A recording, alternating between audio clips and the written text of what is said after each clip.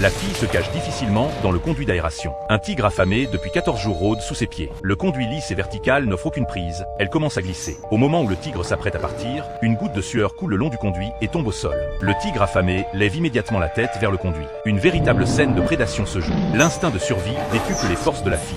Elle grimpe désespérément et réussit à atteindre le premier étage. En sueur, elle s'assied pour reprendre son souffle. Son frère la fait sursauter. Autiste, il ne perçoit pas le danger et fixe le vide, sans réagir aux réprimandes de sa sœur. Elle le guide vers une chambre pour appeler à l'aide, mais des coups contre la porte signalent l'arrivée du tigre. Elle tire vite son frère sous le lit, lui couvre la bouche et répand du parfum pour brouiller l'odorat du tigre. L'animal entre et rôde, puis saute sur le lit. Son poids écrase presque le visage de la fille. Heureusement, il redescend vite et le calme revient. Dans ce silence inquiétant, la fille s'angoisse. En cherchant le tigre, elle croise son regard. L'attaque commence. Les deux enfants reculent désespérément. Le tigre est si puissant qu'il renverse le matelas. Il se réfugie dans l'espace triangulaire entre le matelas et la porte. Pendant que le tigre griffe le matelas, la fille trouve la porte derrière elle et s'échappe avec son frère. Elle essaie en vain d'enfoncer une planche.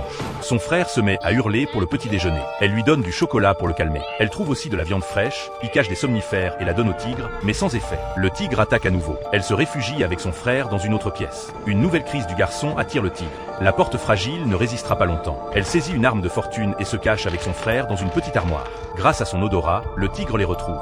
Face à la bave du tigre qui goûte, elle refuse d'attendre la mort. Elle démonte frénétiquement le panneau arrière, tandis que le tigre mord la porte.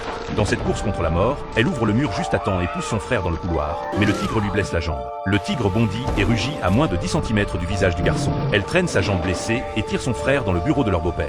Elle bloque la porte avec un bureau et pense sommairement sa blessure avec des vêtements déchirés. C'est alors qu'elle découvre dans des documents tombés au sol 2 polices d'assurance vie à montant élevé. Les assurés sont elle et son frère. Le bénéficiaire est leur beau-père.